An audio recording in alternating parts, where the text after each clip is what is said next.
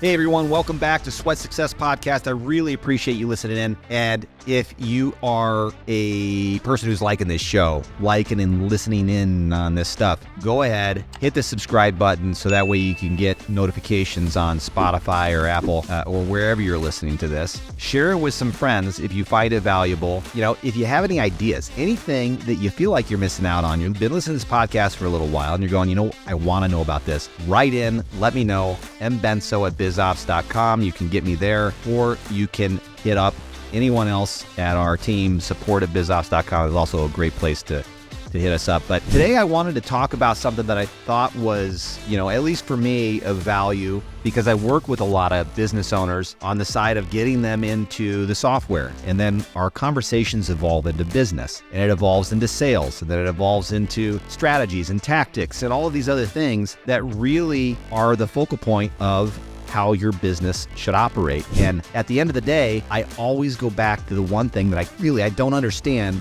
why business owners don't do the same thing for others or for themselves that they're doing for others, right? If you're in the gym industry and you're doing these things like setting targets, setting goals, working with your clients, making a plan, putting action to it, planning out for the future and going, if you're going to get here, these are the things you need to do. But then when it comes to, and they're great at it, by the way, they help their clients get tremendous results.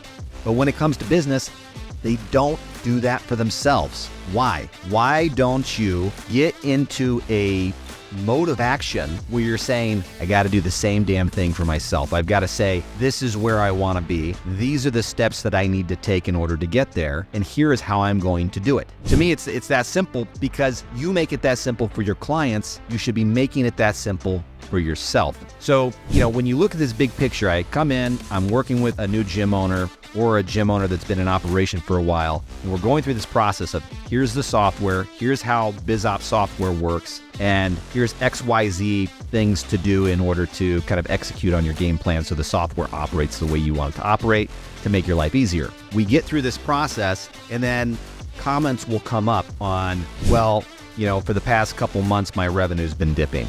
Right? And then we start to uncover some things. We start to uncover kind of the fact that maybe they've been in business long enough, and so things have kind of gotten into this same cycle, right? You're still doing the same thing you've always been doing, and people have gotten fatigued from it. Whether it's the marketing, it's the same stuff, people have gotten fatigued from it.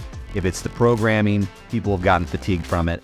I just had this conversation with my brother the other day. He went on this new fad diet called the carnivore diet, and he wasn't seeing results. He'd been on it for about 4 weeks. And we sat down and just went over the basics. I mean, you as a coach, you know the basics. And it's really about the way that you're exercising and the nutrients that you're bringing into your body and the plan that you have to execute the goals that you desire. You need specific nutrients in your body. You need specific metrics in your business.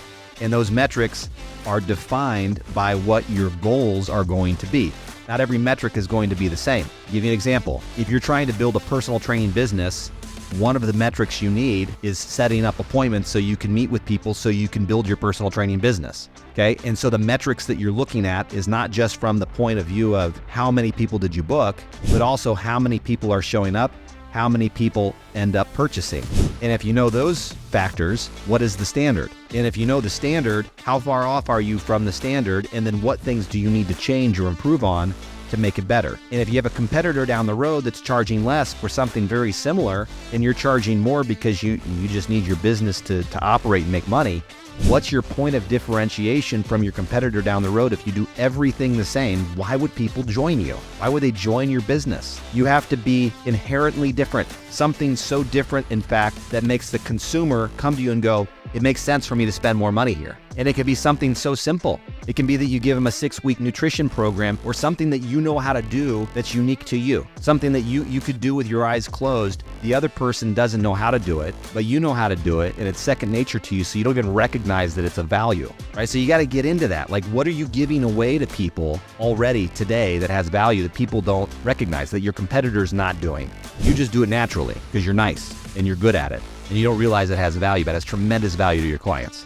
Okay, it could be that extra programming. It could be that extra phone call that you give them. It could be, text or email or phone communication or video communication 1 or 2 or 3 or 4 times a week, even when they're on vacations. Programming while they're on vacation.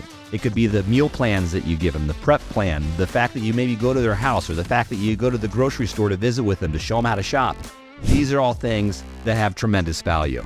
So I want to leave you with that because I've met a few people who are losing money, who are using our product, and they can make so much more money if they just took what they already know how to do and utilize it as an advantage against their competitors. Okay, and just so you know, I don't think competition is a bad thing. I think competition is a great thing. I think having more people in our industry helping other people get healthier is an absolutely fantastic thing. But when it comes down to making sure that people are getting results and that your business is thriving and not dying, you need to be in a position where you're giving and giving and giving. Don't take, just give.